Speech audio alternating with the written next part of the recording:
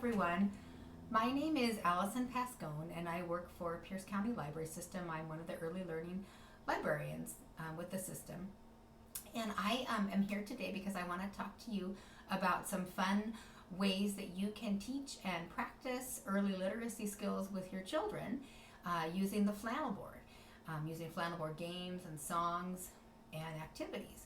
And so today I'm going to talk about a specific early literacy skill. We have lots of different early literacy skills we talk about, but I'm going to focus on one of them today, and then I'm going to show you some ways you can practice the skill with children using some flannel board books and games. So the skill I want to talk about today is called vocabulary. And so basically what vocabulary is, it's for children, it's understanding the meaning of words, it's knowing the names of things, what they're called, and having an understanding of what they are. And so there's a lot of different ways that you can easily teach vocabulary to children throughout your day while you're with them. So like for example, if you're taking a walk outdoors and maybe they see a bird that they don't know yet, you can say, oh, that's a crow, or that, talk about what specific bird it is, or maybe they find a different kind of a leaf, talk about what kind of tree it comes from. So that's a way you can talk about new words for them if you're outdoors. There's a lot of ways you can do that if you're inside too throughout your day. Maybe you're in the kitchen cooking something and you can introduce a new type of food and they learn the name for that. So learning new words all the time throughout their day. But besides conversation, books, picture books, and sharing books with children are some of the best ways that you can teach children new and unique and interesting words they might not have heard before. Picture books contain an amazing amount of vocabulary that we probably don't use all the time in our everyday language and conversation. One of my favorites that we often have talked about before in our trainings is the book Caps for Sale by Esfer Slobodkina. And the very first page of the book Caps for Sale introduces the peddler, who is the main character in the story, and children can see right away from the picture in the book that a peddler is somebody who is selling something. So right off the bat, they're learning a new word that they would probably never hear if they were just talking throughout their day in normal conversation. And that the book is chock full of those kinds of words, and tons of picture books are as well. So picture books are a wonderful way to teach vocabulary, new words to children. And this will help them as they're learning to read, and also later as they're experienced readers. It helps with their reading comprehension, which is something that benefits them throughout their time as students and as readers. So today I am going to focus on sharing a couple of my favorite flannel boards that teach and practice the skill of vocabulary with you. And the first one I want to show with you today is actually based on a picture book. I should show the book first to give credit to the book. This came from my son's room, actually, right next door to where I am now. This book is Dear Zoo by Rod Campbell. This is a board book. It comes in board book version. It also comes in a picture book version. And as you can see in the story, it's sort of a lift the flap book, so you have to guess what animal is hiding behind each of the flaps in the book. Just go back to the cover here. And so I made the flannel board of the story Dear Zoo, which I'm going to tell to you today. Put this down and pick this up here. All right. Hopefully everybody can see this really well. Here we go.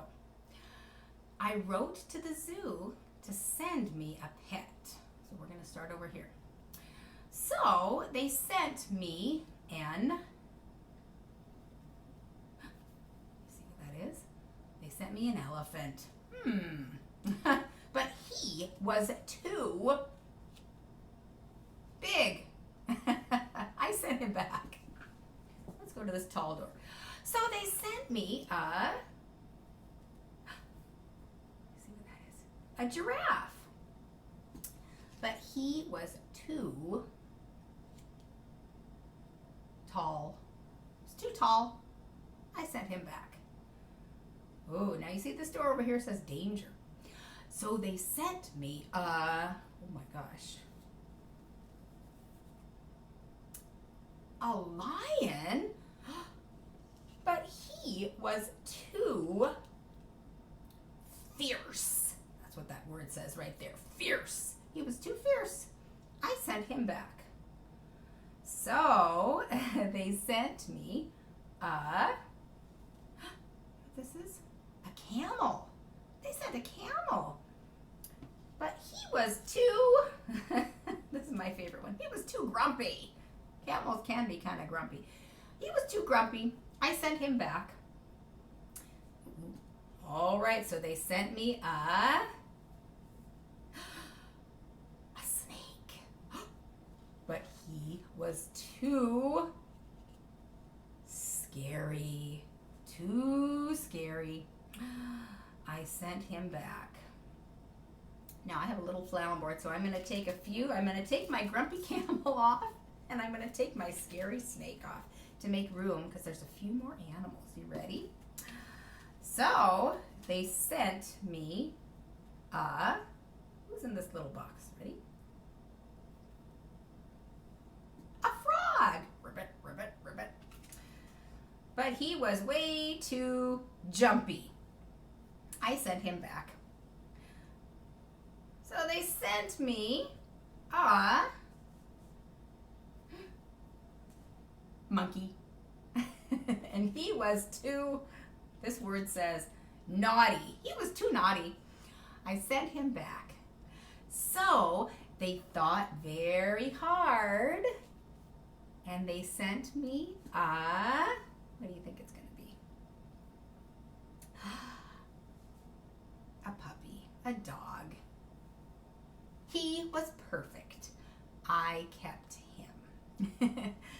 So I love using this story to illustrate how you can easily teach vocabulary. All the words here are the words that are also in the book.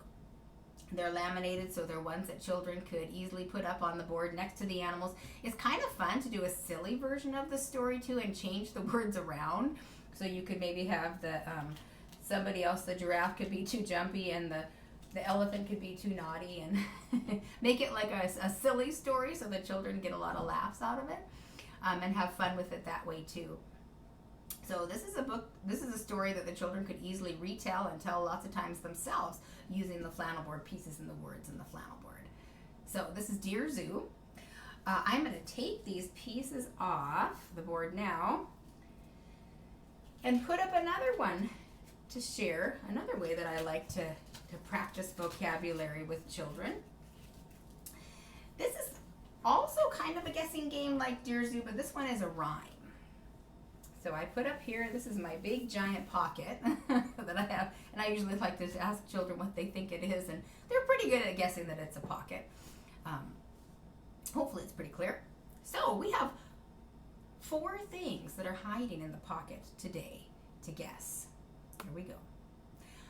I have a little pocket where many things can hide. Here's the first clue.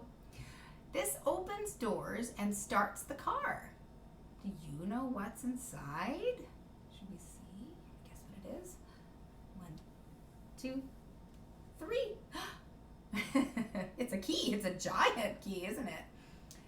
All right, let's guess again. I have a little pocket where many things can hide. This lights your way when it gets dark.